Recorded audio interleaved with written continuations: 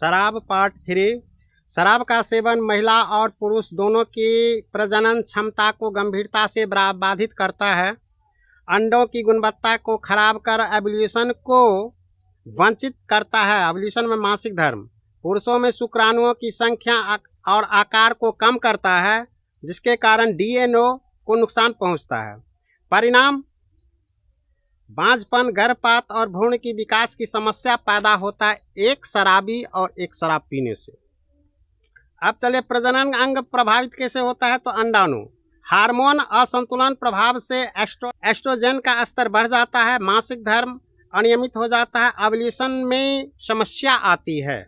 अंडों की गुणवत्ता में कमी अंडाशय के फॉलिक्स को नुकसान पहुंचाता है, जो गुणवत्ता को प्रभावित करता है। आरोपण गर्भाशय प्रभावित करने से निषेचित अंडे को आरोपण मुश्किल हो जाता है, यानी अगर महिला शराब पीती है तो आदि है तो।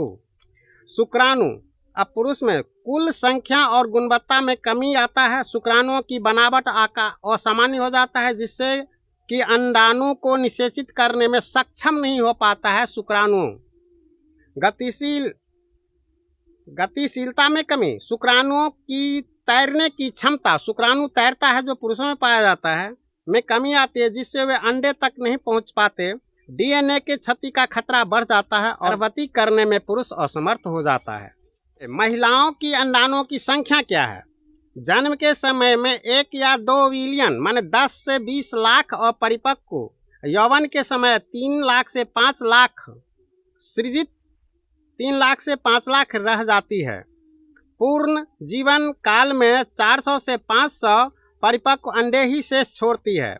गर्भस्थ शिशु में 5 महीने की भ्रूण अवस्था में 7 मिलियन तक अंडे हो सकते हैं। यौवना आरंभ माने 12 से 15 वर्ष की लड़कियों में 3 से 4 लाख शेष अंडे रह जाते हैं। हर महीने लगभग 11,000 अंडे नष्ट हो जाते हैं।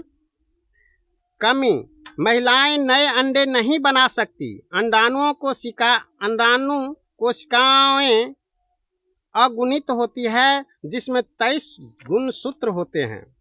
नए अंडे इसीलिए नहीं बनते क्योंकि जन्म से ही महिलाएं पूर्ण होती है और आपूर्ति की क्षमता जन्म से लेकर ही आती है।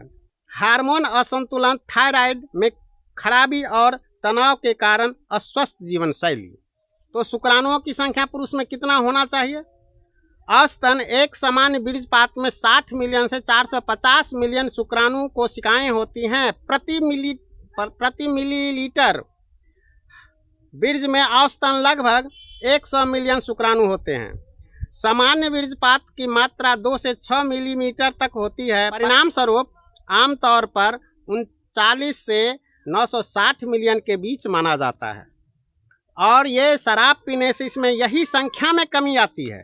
शुक्राणुओं की कमी की संख्या प्रति मिलीलीटर माने 15 मिलियन से कम शुक्राणुओं की संख्या या प्रति स्खलन कुल 39 मिलियन से कम शुक्राणुओं की संख्या को कम माना जाता है। यदि इससे कम होगा, और इसकी कम दर में कौन कमी करता है, तो आप जो शराब पीते हैं जा कर के दिन रात, वो शराब के कारण इसमें कमी आती है।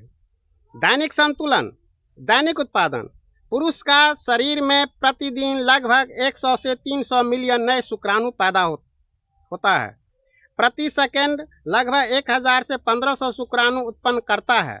उत्पादन चक्र 64 से 74 दिन में शुक्राणु परिपक्व होता है। घनत्व समान शुक्राणु सांद्रता प्रति मिलीलीटर वीर्य में 15 मिलियन से लेकर के 200 मिलियन से अधिक तक होती है।